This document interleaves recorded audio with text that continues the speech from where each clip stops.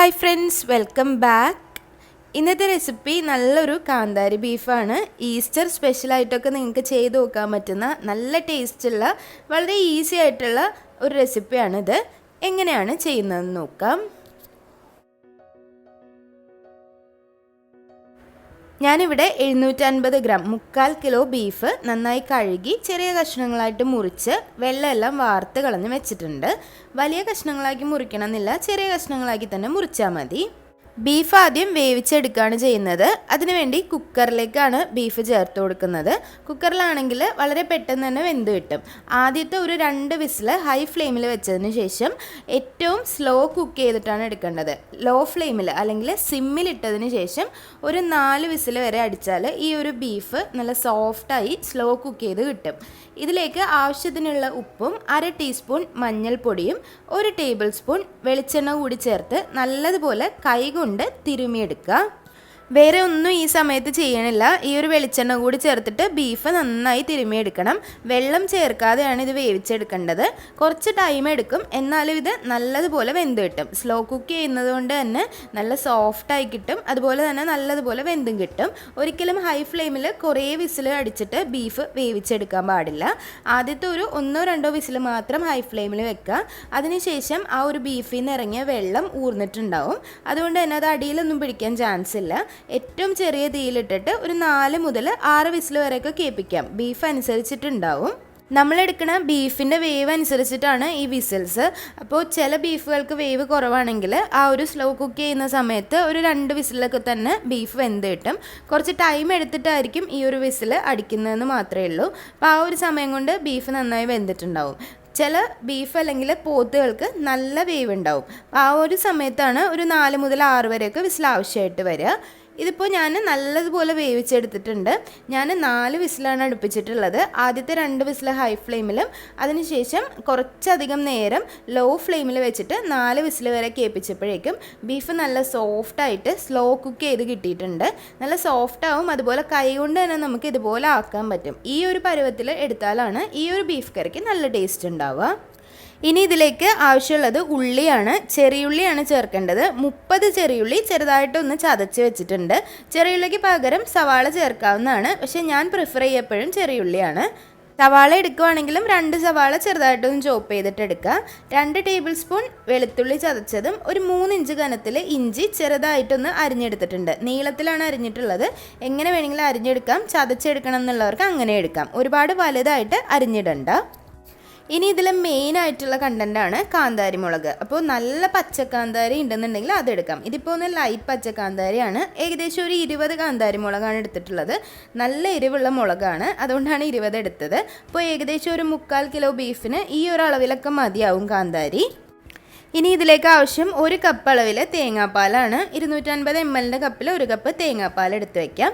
ഒരു 20 കാഷ്യൂനട്ട് ഒരു 2-3 table spoon വെള്ളത്തിലൊന്ന് നല്ലപോലെ അരച്ചെടുക്കുക. കുറച്ച് നേരം വെള്ളത്തിലിട്ടതിന് ശേഷം അരച്ചെടുക്കാം. ഈ കാര്യങ്ങളാണ് മുന്നേ റെഡിയാക്കി വെക്കേണ്ടത്. ഇനി കറി റെഡിയാക്കാൻ വേണ്ടി ഒരു പാൻ ചൂടാക്കാം. നന്നായി ചൂടായ പാനിലേക്ക് ഒരു 3 ടേബിൾ സ്പൂൺ വെളിച്ചെണ്ണ ചേർക്കുന്നുണ്ട്. അപ്പോൾ ഇത്രയും വെളിച്ചെണ്ണ ചേർക്കേണ്ടതെന്നുള്ളവർക്ക് കുറയ്ക്കാം. വെളിച്ചെണ്ണ നന്നായി ചേർത്ത് കൊടുത്താൽ കറിക്ക് നല്ല ടേസ്റ്റ് ഉണ്ടാവും. പ്രത്യേകിച്ച് ബീഫൊക്കെ കറി വയ്ക്കുമ്പോൾ നന്നായി വെളിച്ചെണ്ണ ഒഴിച്ചാൽ നല്ല ടേസ്റ്റാണ്. അതിലേക്ക് ഒരു 1/2 ടീസ്പൂൺ കടുക് ചേർത്ത് കൊടുക്കാം. വെളിച്ചെണ്ണ ഇതിന് പകുതി ചേർത്താലും കുഴപ്പമൊന്നുമില്ല കേട്ടോ. അതിലേക്ക് ചതച്ച് വെച്ച ഉള്ളി ചേർത്ത് കൊടുത്തതിന് ശേഷം നല്ലതുപോലെ വഴറ്റിയെടുക്കുക. ചതച്ച ഉള്ളി ആയതുകൊണ്ട് തന്നെ അതിൻ്റെ പച്ചമണം പോകാൻ കുറച്ച് ടൈം എടുക്കും. ഒരു 2-3 മിനിറ്റ് ഒന്ന് വഴറ്റി കൊടുക്കുക. ആ ഒരു സമയം കൊണ്ട് ഉള്ളിയുടെ പച്ചമണം എല്ലാം മാറി നല്ലൊരു സ്മെല്ല് വരാൻ തുടങ്ങും. ഉള്ളിയുടെ പച്ചമണം എല്ലാം പോയതിന് ശേഷം ചതച്ച് വെച്ച വെളുത്തുള്ളിയും ഇഞ്ചിയും ചേർത്ത് കൊടുക്കാം. 2 ടേബിൾ സ്പൂൺ ചതച്ച വെളുത്തുള്ളിയാണ് എടുത്തിട്ടുള്ളത്. ഏകദേശം ഒരു 20 അല്ലി വെളുത്തുള്ളി ഉണ്ട്. ചെറിയ അല്ലി വെളുത്തുള്ളിയാണ്. അതുപോലെ 3 ഇഞ്ച് കനത്തിൽ ഇഞ്ചി ചെറുതായിട്ടൊന്ന് നീളത്തിൽ അരിഞ്ഞെടുത്തിട്ടുണ്ട്. അപ്പോൾ ഇഞ്ചിയും വെളുത്തുള്ളിയൊക്കെ കുറച്ച് കൂടുതൽ ചേർക്കുന്നതാണ് ടേസ്റ്റ് ഉണ്ടാവുക.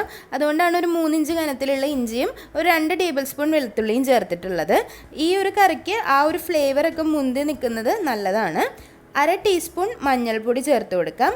2 ടീസ്പൂൺ മല്ലിപ്പൊടി ചേർത്ത് കൊടുക്കാം. 1 ടീസ്പൂൺ മുളക് പൊടി ചേർത്ത് കൊടുക്കാം. കളർ കുറച്ചും കൂടി വേണമെന്നുള്ളവർക്ക് കശ്മീരി മുളക് ചേർക്കാം.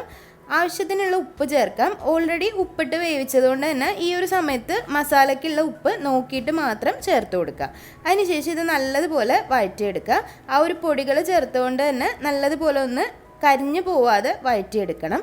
പൊടികളുടെ പച്ചമണം എല്ലാം മാറിക്കിട്ടണം. എല്ലാം നന്നായി വഴണ്ട് പൊടികളുടെ പച്ചമണം എല്ലാം മാറി നല്ലൊരു സ്മെല്ല് വരുമ്പോൾ അതിലേക്ക് അരച്ച് വെച്ചിട്ടുള്ള കാഷ്യൂ പേസ്റ്റ് ചേർത്ത് കൊടുക്കാം. കാഷ്യൂ പേസ്റ്റ് കൂടി ചേർത്തിട്ട് ഒന്നങ്ങ് വഴറ്റിയെടുക്കാം. ഒരു മീഡിയം ഫ്ലെയിമിലാണ് തീ വെക്കേണ്ടത്.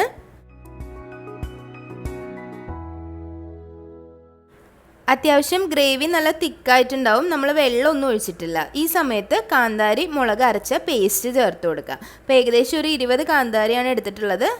ഒരു 2 ടീസ്പൂൺ വെള്ളം കൂടി ചേർത്തിട്ടാണ് അരച്ചെടുത്തിട്ടുള്ളത്. അത് മാത്രമല്ല അരച്ചിട്ടുള്ളത്. നല്ല പേസ്റ്റ് പോലെ തന്നെ അരച്ചെടുക്കാൻ ശ്രദ്ധിക്കുക. നല്ലതുപോലെ അതിലേക്കൊന്ന് മിക്സാക്കി കൊടുക്കുക. അതിനുശേഷം ചേർത്ത് കൊടുക്കേണ്ടത് തേങ്ങാപ്പാലാണ്. ഞാൻ ഏകദേശം ഒരു 1/2 കപ്പ് തേങ്ങ ഒരു 1/2 കപ്പ് വെള്ളവും കൂടി ചേർത്ത് മിക്സിയിലൊന്ന് അടിച്ചതിന് ശേഷം പിഴിഞ്ഞെടുത്ത പാലാണ്. അപ്പോൾ ഏകദേശം ഒരു 1 കപ്പ് കിട്ടി. അതായത് 1-ാം പാലും 2-ാം പാലും ഒരുമിച്ച് തന്നെയാണ് ഒഴിച്ചിട്ടുള്ളത്. ഒരുപാട് തിക്കല്ല. അതിലേക്ക് ആവശ്യത്തിന് കറിവേപ്പിലയും ഒരു ടീസ്പൂൺ കുരുമുളക് പൊടിയും കൂടി ചേർത്ത് കൊടുക്കണം. ലാസ്റ്റാണ് ചേർത്ത് കൊടുക്കേണ്ടത്. അതിനുശേഷം ഒന്ന് മിക്സാക്കി കൊടുക്കുക. ഇനി ഇത് നല്ലതുപോലെ ഒന്ന് തിളച്ച് വരണം.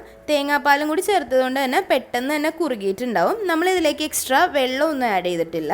തേങ്ങാപ്പാലിലേക്ക് ആ ഒരു ഗ്രേവി എല്ലാം അതുപോലെ ആ ഒരു പച്ചക്കാന്താരിയുടെ ഫ്ലേവർ എല്ലാം വരുമ്പോൾ ഒരു പ്രത്യേക ടേസ്റ്റ് തന്നെയാണ്. നല്ലൊരു മണം വരും. ഇനി ഇതിലേക്ക് വേവിച്ച് വെച്ചിട്ടുള്ള മീറ്റ് ചേർത്ത് കൊടുക്കുക. നല്ലതുപോലെ വെന്തതാണ്. അതുകൊണ്ട് തന്നെ ഈ ഒരു ഗ്രേവിയിൽ കിടന്നിട്ട് ഒന്ന് മിക്സായാൽ മാത്രം മതി. അതുകൊണ്ട് തന്നെ ചെറിയ തീയിലാണ് വെക്കേണ്ടത്. നല്ലതുപോലെ ഒന്ന് മിക്സാക്കി എടുക്കുക. ഉടഞ്ഞൊന്നും പോവാതെ മിക്സാക്കിയതിന് ശേഷം ഒരു 10 മിനിറ്റ് ഏറ്റവും ചെറിയ തീയിലൊന്ന് അടച്ച് വെക്കുക. അപ്പോഴേക്കും ഇത് നല്ലതുപോലെ പിടിച്ച് കിട്ടും.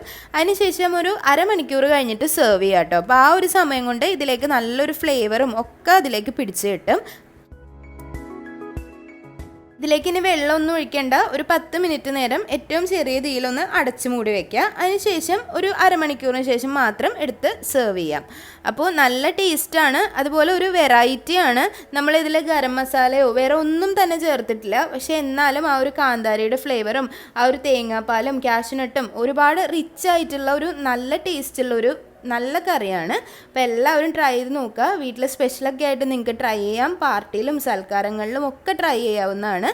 അപ്പോൾ ഇത് ഈസ്റ്റർ സ്പെഷ്യൽ റെസിപ്പിയാണ്. എല്ലാവർക്കും ഇഷ്ടപ്പെട്ടെന്ന് വിചാരിക്കുന്നു.